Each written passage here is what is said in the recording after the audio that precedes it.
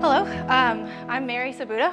I'm from Michigan State University, and I'm going to be bringing up some topics that have been covered a little bit in the previous session, and some things that people have touched upon throughout AbSciCon so far. But the point of this talk is to look at biogeochemical interfaces in serpentinizing systems at a much finer scale. Specifically, we focused on a case study in June 2016 at the Coast Range Ophiolite Microbial Observatory. So serpentinizing systems we know are common throughout the world, in Oman, Portugal, Italy, Newfoundland, and Lost City. But for this work, we studied the Coast Range Ophiolite in California. It was in place 155 to 170 million years ago during the Jurassic period. And we know that serpentinization mobilizes volatiles such as hydrogen and methane, and those groundwaters can host reduced carbon compounds that microbes can use as sources of nutrients and energy. However, because the environment is extremely alkaline and there's low dissolved oxygen, it creates really harsh environments for microbes to live. So it's important to study these organisms and understand how they can cope with these stresses. And so serpentinite-associated fluids can also lead to limitations in the availability of nutrients such as DIC to support growth, because calcium and carbonate can react to precipitate as calcite. So Chromo is about 3 hours north of San Francisco, like my colleagues mentioned earlier. But there are two well sites, well clusters, Quarry Valley NO8 to the west, and then Coreshed Wells to the east. They're about 1.5 kilometers apart. They were drilled in 2011, and they were drilled to a bunch of different depths in order to gain a big picture perspective of the subsurface at Chromo, and kind of gain insight into processes happening with depth. So as a result, the pH ranges from 7.5 to 12, dissolved oxygen ranges from 0.09 to 2.4, and EH, or oxidation reduction potential, ranges from negative 297, which is very reducing, to 116 millivolts, which is pretty oxidizing. So the point of our study was is because serpentinization leads to natural gradients in water chemistry, and all life as we know it requires generating energy from chemical gradients. So we wanted to elucidate the relationship between microbial community compositions and chemical variances within the serpentinite groundwater, and then use that as an analog for guiding our efforts in the search for astrobiologically relevant serpentinizing systems and life elsewhere. So what we did is, in June 2016, we created a top-down profile of one of the wells, CSW 1.1. And the purpose was to understand how those chemical gradients within the energy-limited and serpentinite-hosted groundwaters could influence microbial community compositions. And I just want to emphasize that this is one of the first comprehensive comprehensive profiles of a serpentinite-hosted groundwater well. So it's pretty important. But this is the schematic I came up with for this. I want to explain it in detail a little bit, but we thought really long and hard about how we would create a profile without disturbing the water column and within the time constraints we had available to us. And so what we did is we took tubing, the depth to water meter, an ultra-sensitive dissolved oxygen probe, and sterile Tygon tubing, zip tied together, ethanoled everything, made sure it was as clean and sterile as possible, and then hooked one end of the tubing up to a peristaltic pump at the ground surface, and then lowered the collective tubes into the top of the well in order to start sampling. And so we chose 4 dissolved oxygen depths as a start. So we chose 100% air saturation, 50%, 15, and 0. So as we went down, we saw that when we normally pump the well, at the bottom of the well, it's extremely anoxic. And so we realized there'd be a gradient, of course, with that. And so we used it as a proxy. So we analyzed for cations, anions, organic acids, gases, sulfide DSE, and your water quality parameters, as well as cell abundances, qubit for DNA fluorescence, and 16S rRNA sequencing. So the idea is, after we finished pumping from the previous trip, the water would infiltrate, re-equilibrate with the groundwater with the new conditions, and then the gradients between the surface or air saturation and the bottom of the well would develop and things would stabilize. And then during that process, microbes could take advantage of the gradients and for basically generating energy. So what we see is, other than dissolved oxygen decreasing, pH, temperature, EH, and conductivity were all analyzed. And it looks like between 9.2 and 4.6, pH decreased, but then temperature, EH, and conductivity increased. And then between 4.66 and 1.4, pH increased, and then subsequently temperature, EH, and conductivity decreased. So we see some interfaces going on there, and we want to explore this a little more through microbial analyses. Before we do that, we analyzed a bunch of anions and dissolved gases. So in the top right here, we have hydrogen and carbon monoxide.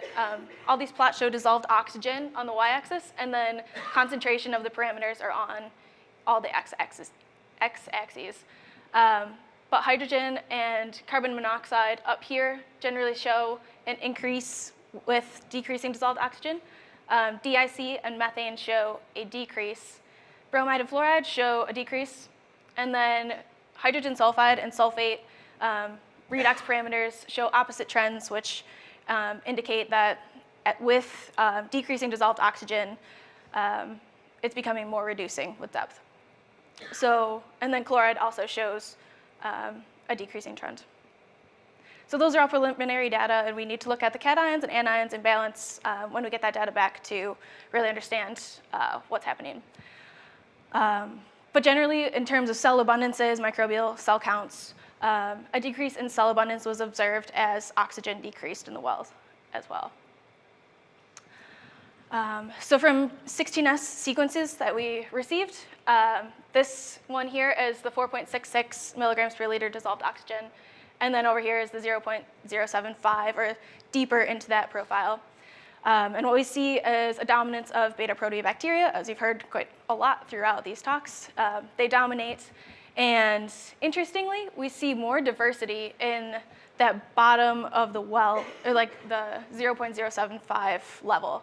And that's likely because CSW11 is cased to a depth, and then it becomes uncased. And so it's likely that we pulled some laterally influenced groundwater from that area.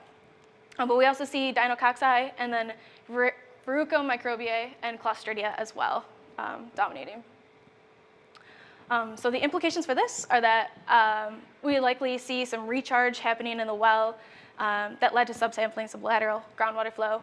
But the Clostridia and the Verrucomicrobia and other smaller, less dominant species in these areas should be looked into a little bit more in depth to see who's there and exactly what they're doing. But the idea is that those other organisms may be thriving off the reduced products of serpentinization. So additionally, after looking at this profile, we compared it to the bottom of the well where we typically sample. And what we see is that basically sulfide increases and sulfate decreases with decreasing dissolved oxygen, and then pH increases and conductivity also increases. So it's getting a little bit higher in alkalinity and a little bit saltier. So when we compare the 16S sequences from R2 analyses to the well bottom, work by Katrina Twing and authors in 2017, we see that it's mostly beta bacteria and firmicutes again. But the pH is really high, it's still 12, so it's likely that Serpentinomonas, and which is another beta proteobacteria, is dominating there because it's tightly coupled to pH and pH 12 specifically. So another figure by Katrina Twing. This is a PCA plot just showing that generally chromoorganisms are influenced by a range of chemical parameters. For instance, QV11 is up here by depth and temperature. CSW13 is influenced by temperature and ORP, but what we're interested in is CSW11, and they're influenced by organic acids predominantly, pH, and conductivity. So when we get the organic acids data back, we can see if the top of the well is still in line with what we see at the bottom of the well. But yes, then we compared the chromo data to, or the CSW11 data to the other wells at chromo. And we see that beta proteobacteria, alpha, and gamma dominate in QV12. Beta proteobacteria, Clostridia, and alpha dominate in CSW13. And then beta, Clostridia, bacilli, and gamma proteobacteria dominate throughout QV11. And so it's likely that there's more diversity here because it's less alkaline and the conditions aren't as harsh for organisms to survive. Even if just by a little bit, it may be just enough. So just to conclude, we still need to get 16S sequences back from the very top of the profile and the 15% interval. So when we do that, we'll be able to get a full column geochemistry and microbiology and really understand what's happening. But perhaps we can also create profiles of other wells in the system to compare and analyze and see if this is just happening in CSW11 or if it's consistent throughout the rest. And then this is important because it lends unique insight into the variability of microbial species that can inhabit serpentinizing systems and the extreme conditions. And then this will help us understand the distribution and activities of microbes in the subsurface at chromo in order to help us detect life in other astrobiologically relevant scenarios. So with that, I would like to thank the NAI Early Career Collaboration Award, because without that, this would not have been possible. And also Tori and Mike for hosting me at Ames this past summer. It was, they were a huge help. And then the Shrink Lab at Michigan State and the Rock Powered Life team were also key in this analysis. So thank you.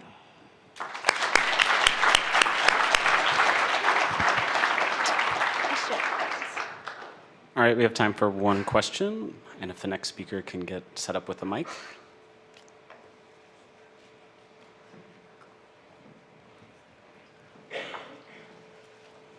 Great talk, Mary. Thank you.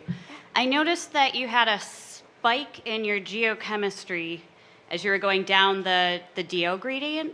So not at the very bottom, but the one right above it. Do you have any idea what the geochemical or microbiological reasons or implications could be of that?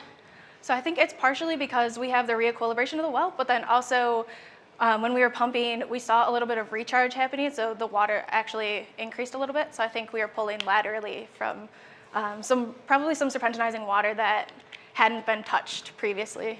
So thank you. I think that's what it was.